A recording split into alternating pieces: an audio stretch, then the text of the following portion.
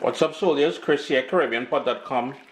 Always a pleasure having you guys here in the kitchen with me. Today I'm making a mess. Besides the mess, we're doing cocoa tea or hot chocolate, fried plantain, Sunday morning breakfast. You make some toast, and you know it is minus 18 degrees Celsius outside right now. But I'm in the Caribbean. I am in the Caribbean. You can't stop me. In my pot there, I've got 1 liter of milk. I believe that's 2% fat milk on a low heat, because milk can burn easily. It can scald that milk, and you know, two things gonna happen. You're gonna change the taste of it, and two, you're gonna burn that pan and clean that pan later on. Ain't gonna be easy. We're gonna spice things up. We've got a cinnamon stick.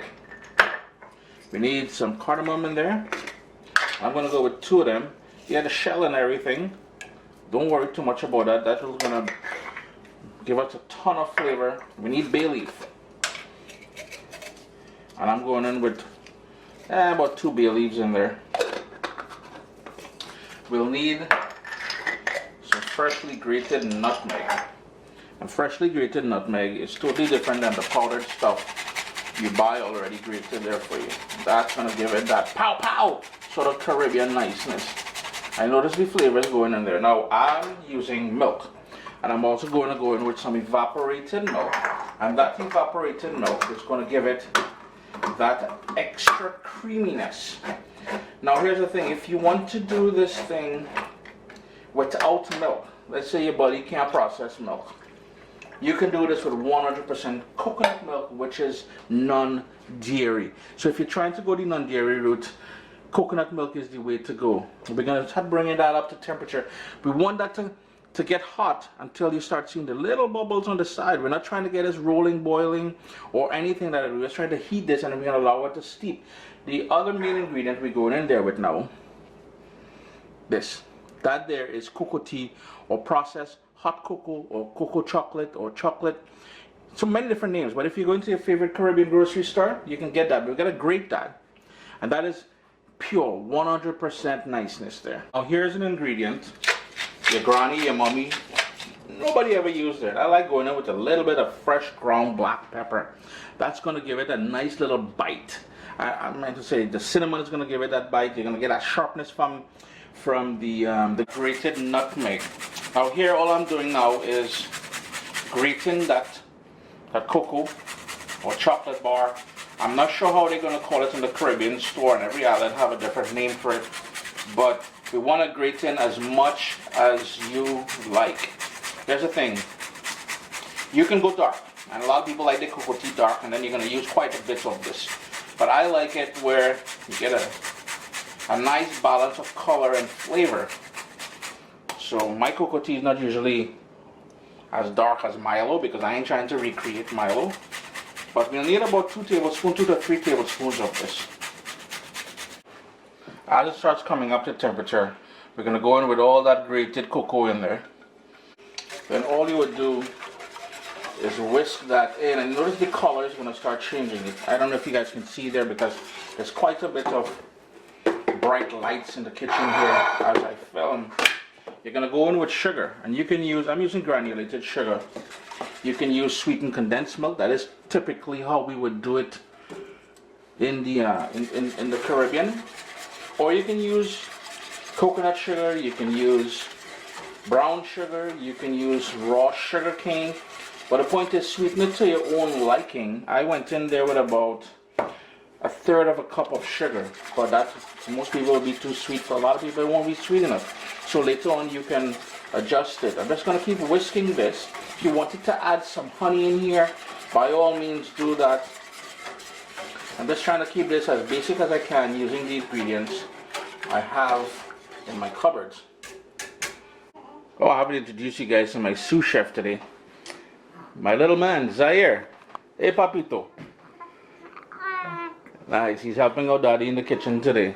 Zaire is going to be dropping some recipes and all the backside pretty soon, you know. Don't worry.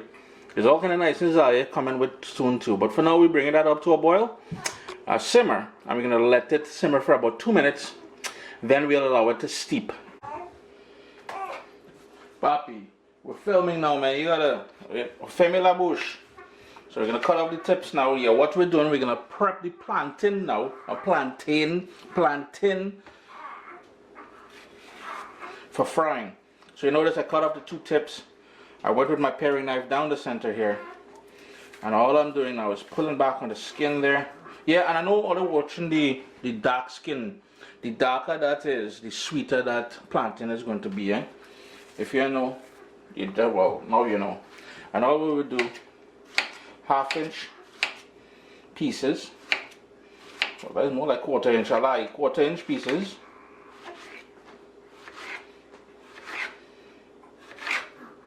My sous chef Zaire corrected me there earlier. I said allow it to simmer for about 3 minutes. In reality, anywhere from 5 to 8 minutes to really get the flavors out of the cardamom and the bay leaf and everything. That we want all that cinnamon goodness to come out as well.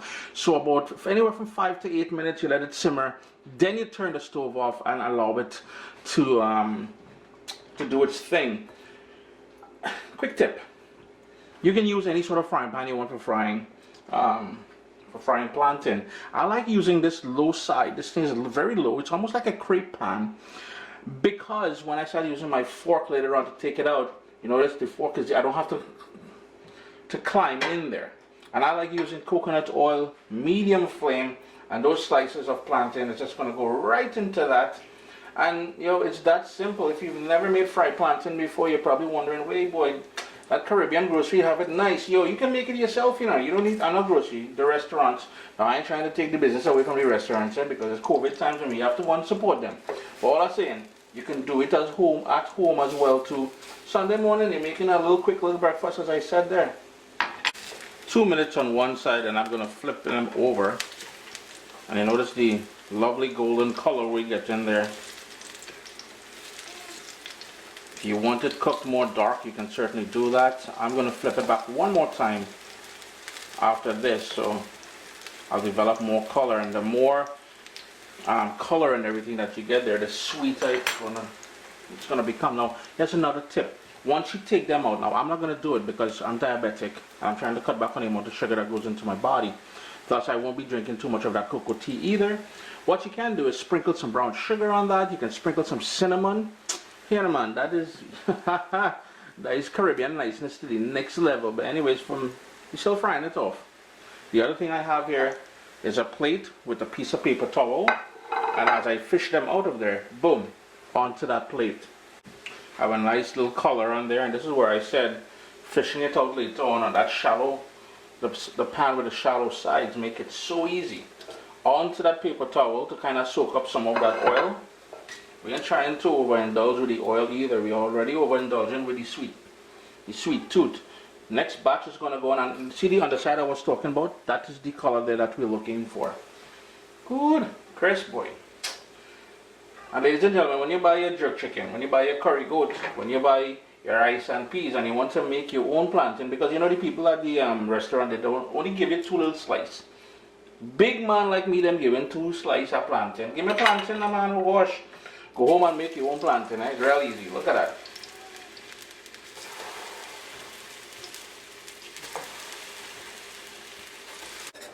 I turned off the heat now. I'm going to give it a final whisk, and I'm going to allow it to steep for a few minutes while I finish off with the plantain. All you would do then is strain that into your coffee mug, or your cocoa tea mug, or your hot chocolate.